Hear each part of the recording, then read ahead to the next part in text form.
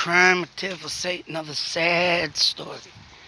World of YouTube, we are going to go over the case of Gary Grant Jr., 1984, Atlantic. There's this Atlantic City slaying. I had mentioned this in a previous video. I was going to do this, and I believe the killer is still at large. I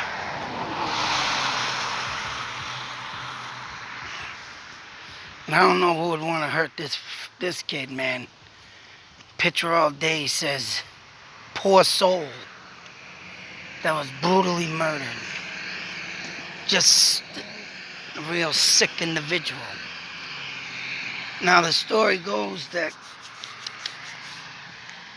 I don't know, his mother came home one day and she was asking if this is the funny thing, man.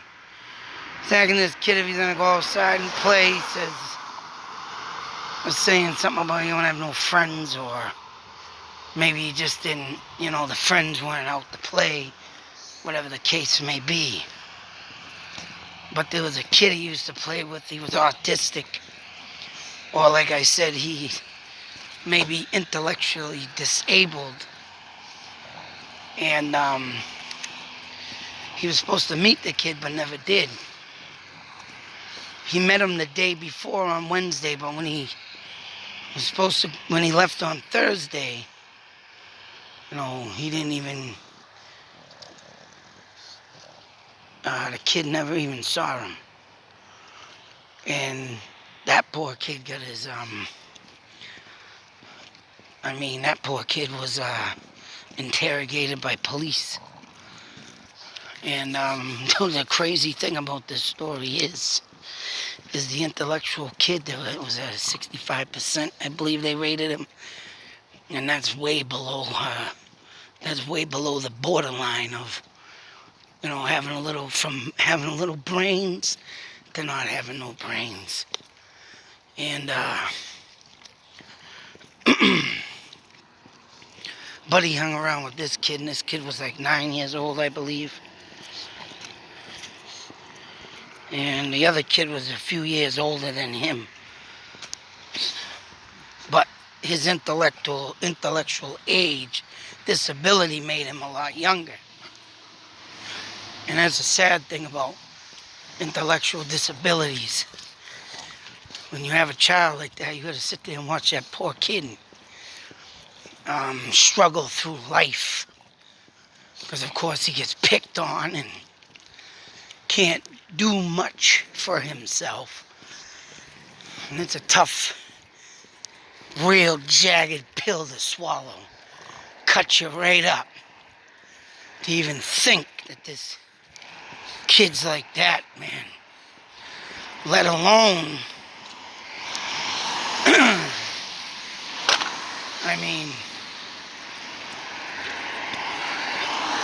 gotta friggin' deal with life in general. Of all the bullies. I don't like bullies. I've been bullied all my life. It's what turned me into the person I am today. Even though I do have a good soul, I like to see people laugh. I like to see people get along. But sometimes life throws the harshest of the horrifyingest. And sometimes life ain't just great to even look at. And I can just imagine this poor kid's eyes, what he went through and indulged that fatal day. Turning in the spring. So, I don't know, the kid said he had a meeting or something. Once again, this is another unsolved mystery case. Oh, it was like a meeting or something. I don't know why I didn't call it like a play date, but I guess play dates back then weren't thought of like today. But I don't know. He told his mother all of a sudden. Anyway, oh yeah, he did say that. He said, oh, anyways, I have a meeting today. And whatever this person told him, you know, in the end of this, you'll see why this turns out to be a deranged, lunatic story. And as you're probably reading, there was a phone call, like it says here, on this kid's 10th birthday. The man ended March 8th, 1986, call with the promise you're never going to catch me. So as this poor boy was interrogated, and the reason why they went after this kid's friend, which was, come on.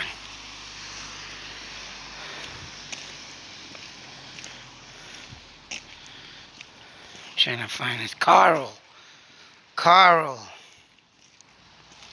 is his name.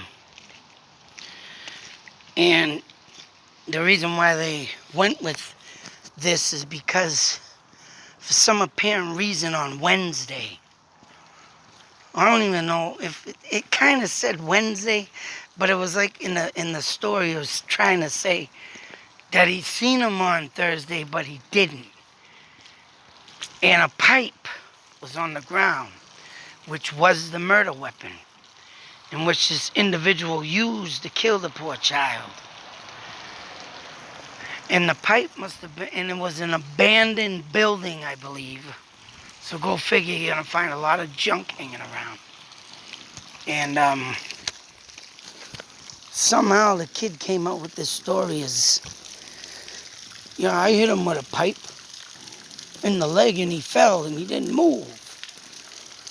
And because that kid said that, and I believe this happened on Wednesday, but the way the story was going in the interrogation, it made it sound like he was there on Thursday of the killing.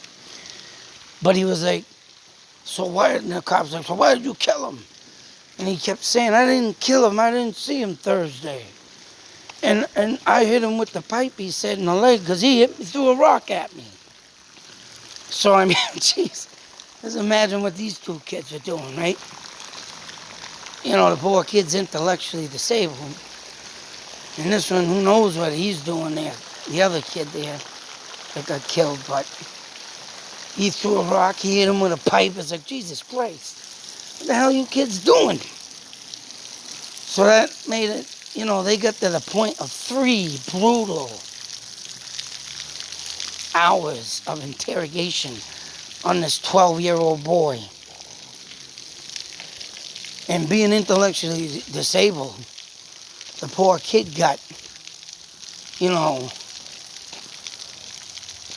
arrested. His grandmother came in. She was there, but the judge threw it all out, which was gratefully, because of the simple fact that he was a minor. He wasn't supposed to be sitting in that interrogation room by himself. And for the fact for him being in, well, I don't know, it might have not have mattered back in the day, and they probably didn't push. But being intellectual disabled, oh, that friggin' grandmother could have got a huge lawsuit if they knew a little bit more about mental health back in 1986. And that's this problem, man. They didn't know nothing really good about it. I mean, these days it's starting to come out, but still, as you see on the news, people with mental health get killed because cops are not.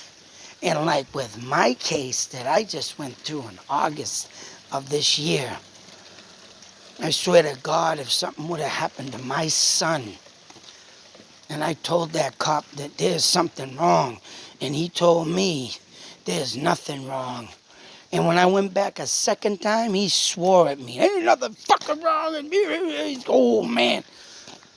And I called his captain, chief in charge. And I mean, I told him, man, if something happens, I'm bringing a lawsuit on you people because you're not listening to me. And they weren't. They weren't listening to me. They told me they seen my son. They said he was all right. But when I seen my son and he was shaking and being pushed back into these people's house, if I wouldn't have got my kid out of there, he probably would have been dead. Because they got his money. And I hadn't seen my boy for a month. Only through a few text messages. And then a one visit in a month. One. And you can just imagine this case, man. If that kid, man, would have been just... Oh, it would have been horrifying. And it was horrifying. To both families. And to the kid that got interrogated. And just because he hit him with the pipe, he admitted to it. He said, I did do it. And he signed his friggin' rights away. And then they brought the grandmother in and she signed them rights away. But because of the, the Interactive stuff and all this, and this had to have been all over the news, right? So that being said,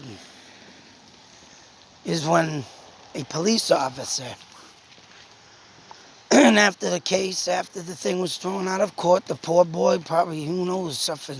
He did an interview on the Unsolved Mystery TV show. And he talked about it. He looked like he was more,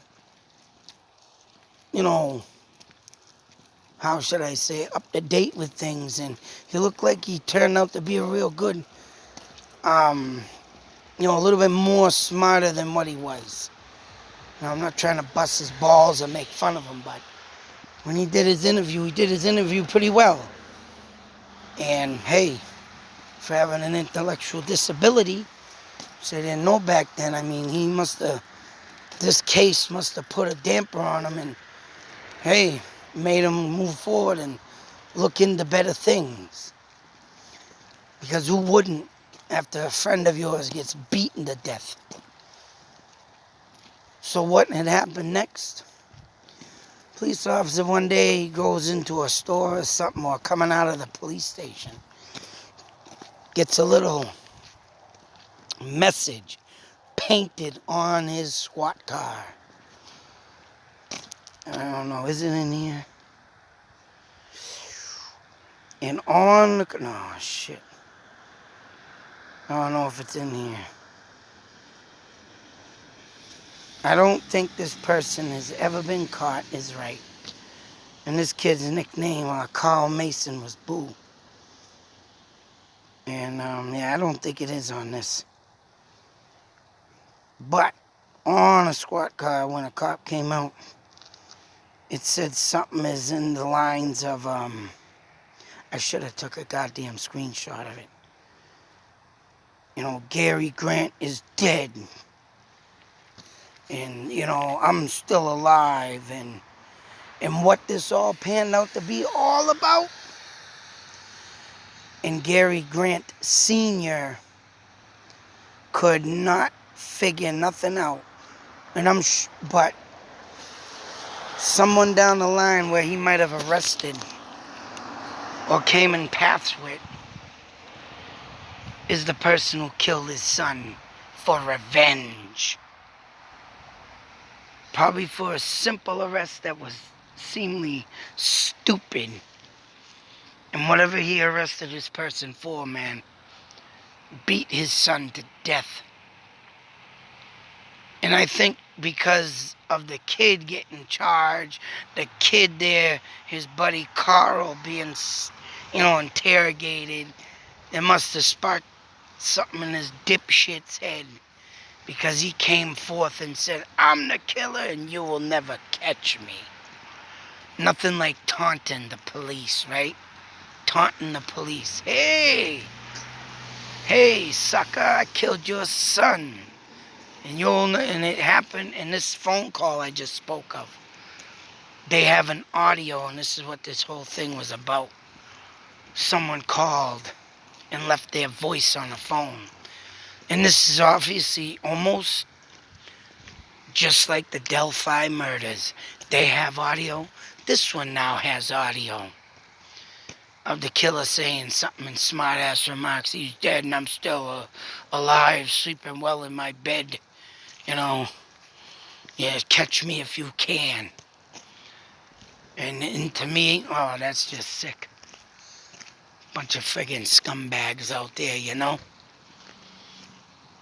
And right, as when I'm watching this, the Delphi murder case comes in, man. And it's like broad daylight.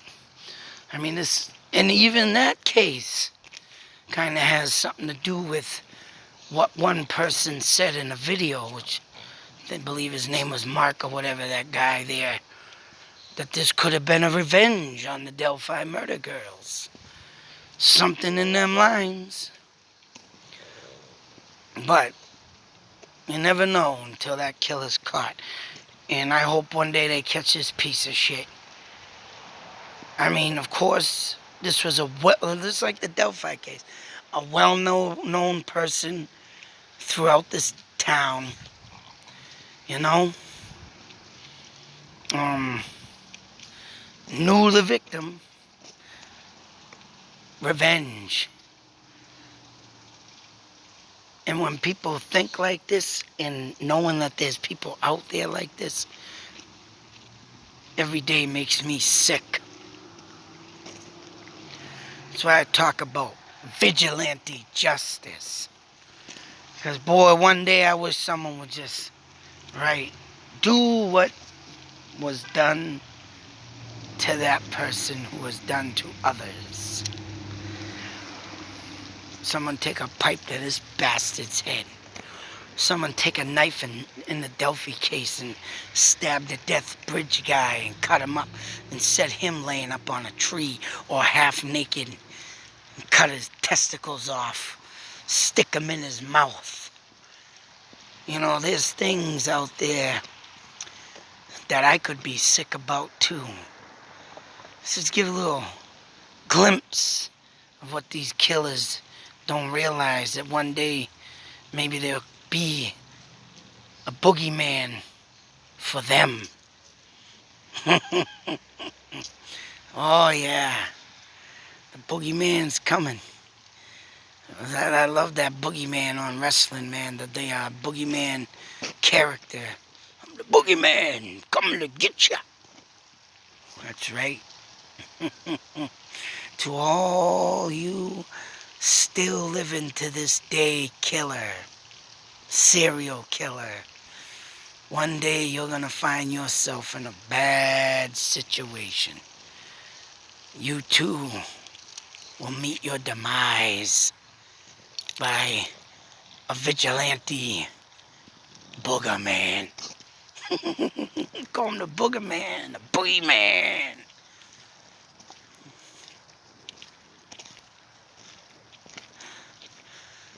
But enough rambling on. Right now, we're going to give this poor soul a moment of silence.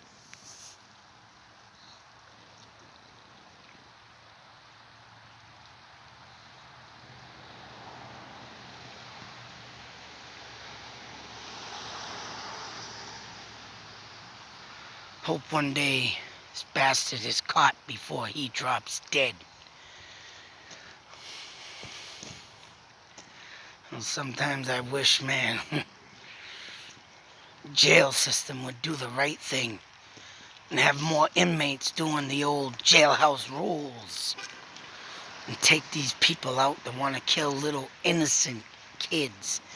Just innocent. Look at that face, man. Only a mother could love. Only a father could be proud of. Oh man, it enrages me just to see a kid like this and he's gone. And he looked like a harmless, humble soul. It's sick, man. It's sick.